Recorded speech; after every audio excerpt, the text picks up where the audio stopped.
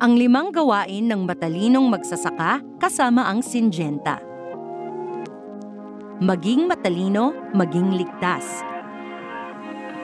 Sundin ang 5 gawain na ito habang nag-a-apply ng pestisidyo upang makuha ang pinakamataas na benepisyo ng produkto ng Syngenta habang pinapanatili ang sarili, ang pananim at ang kapaligiran na malusog at masaya. Gawain 1. Suriin ang inyong kapaligiran. Suriin ang ulat ng panahon. Ipagpaliban muna ang pag-a-apply kung may inaasahang ulan. Nagdudulot ito ng pagkatanggal ng pestisidyong na-apply at ang lakas ng malakas na hangin ay maaring magdulot ng drift. Huwag magkamali sa pagitan ng insekto na nakakatulong sa pananim at sa mga peste. Sa mainit-init na umaga, sa pagitan ng 8 a.m. at 11 a.m., ang mga insekto tulad ng paru-paro, tutubi at gagamba ay aktibo sa inyong bukid. Protektahan at alagaan ang mga ito at dahil nakakasigurado na pinapanatili nila ang produktibong ani. Gawain 2. Basahin ang etiketa. Gumagamit ka ba ng tamang produkto para sa pagkontrol ng tiyak na sakit o peste? Kung hindi ka sigurado, magtanong sa iba na matutulungan ka. Sundin ng maigi ang instruksyon na nakalagay sa etiketa.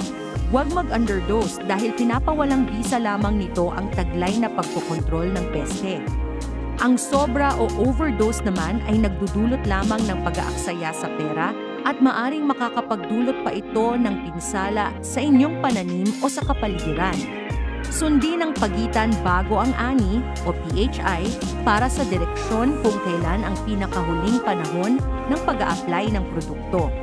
Suriin ang iba pang ipinagbabawal katulad ng hindi pag-apply sa yugto ng pamulaklak o ang pagbabawal sa mga hayop na ipastol sa pananim na bago pa lang na i-spray. Tingnan maigi ang mga icon. Gagabayan ka nito sa mga kailangan pag-ingatan habang ginagamit ang produkto. Gawain 3. Suotin ang guwantes at proteksyon sa mata habang naghahalo ng produktong pamatay peste.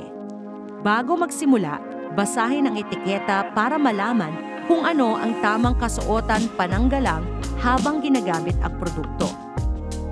Kapag nagsusukat at naghahalo, magsuot ng guwantes at proteksyon sa mata.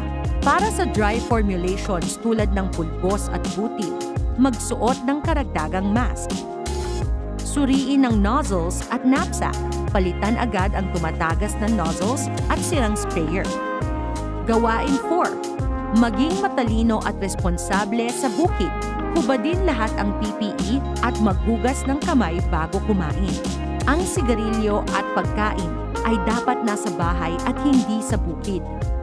Suriin kung tama ang inyong nozzles at PPE.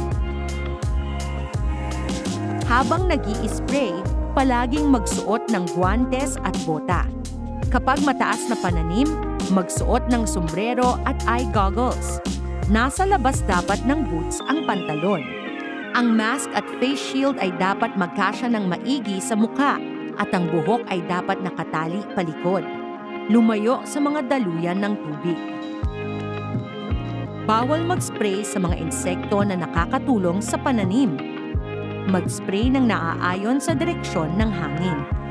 Gawain 5. Maglinis ng maigi para payapa ang isip. Mag-imbak ng pestisidyo sa ligtas na lagayan, kung saan malayo ito sa mga bata at hayop sa nakakandado na kahon.